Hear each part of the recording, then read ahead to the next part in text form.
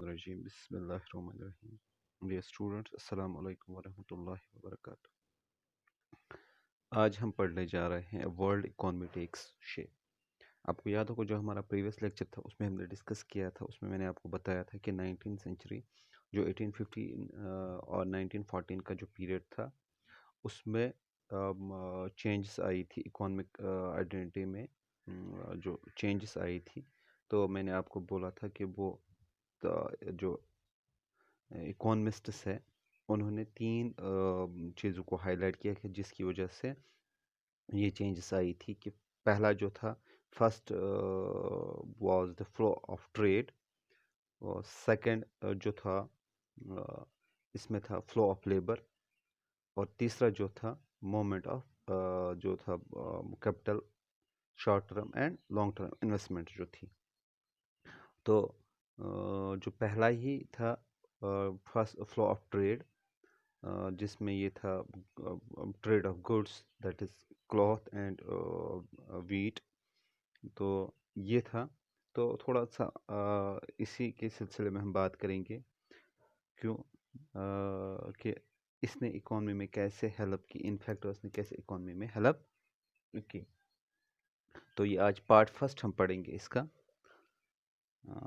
World economy takes shape. तो अगर हम बात करेंगे a good place to start the changing pattern of food production and consumption in industrial Europe. तो एक कॉन्सेप्ट एक स्टार्ट हो गया किस में, फूड प्रोडक्शन से हट के अब कहाँ पे वो उन्होंने लगा लिया अपने आप को, कहाँ पे लगा लिया, इंडस्ट्रियल।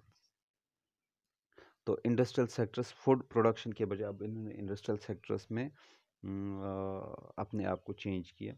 पहले ट्रेडिशनली कहा जाता था कि कंट्री वो बड़ी मानी जाती थी जो किस में हुआ करती थी, सेल्फ सफिशिएंट इन फूड, जहाँ पे फूड इंग्रेडिएंट्स फूड ग्रेन्स जहाँ पे ज़्यादा निकलते थे उस जगह को माना जाता था दैट वाज डेवलप्ड कंट्री। मगर आजकल के ज़माने में इवन कि that time the concept has changed that the self sufficient in food products is not necessary the country.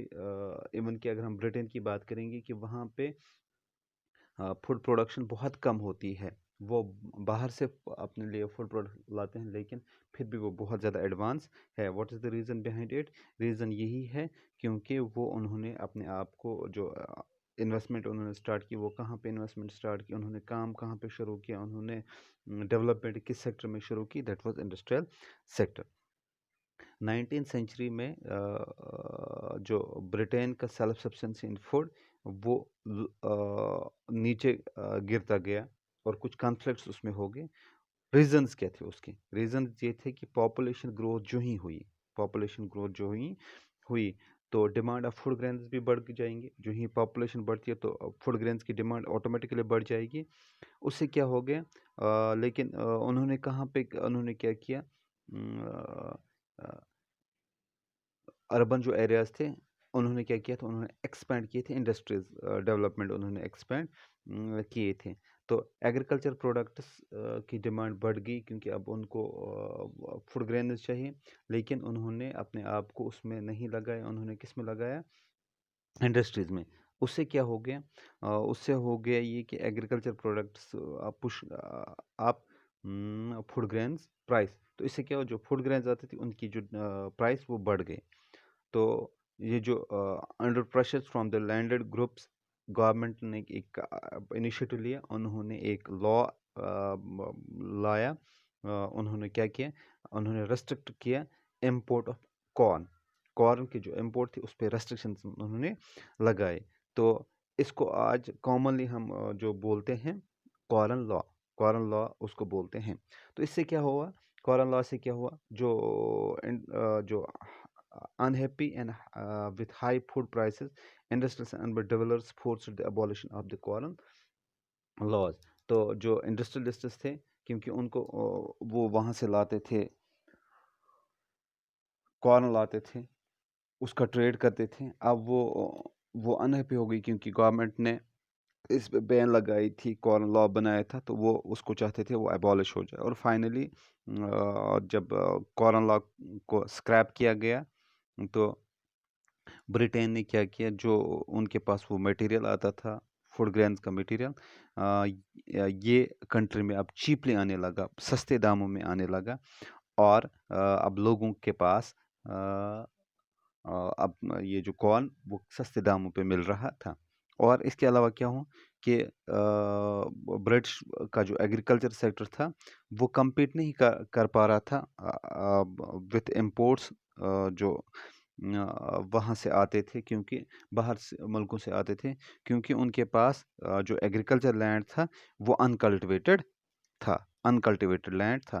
کیوں انہوں نے کیا کیا تھا؟ انہوں نے زیادہ اپنا جو کام اس پہ کیا کیا، انہوں نے اپنے آپ کو منحصر کیا تھا کہ اب وہ ایگریکلچر سیکٹر میں ہی زیادہ، سوری، انڈسٹریل سیکٹر میں زیادہ کام کریں گے.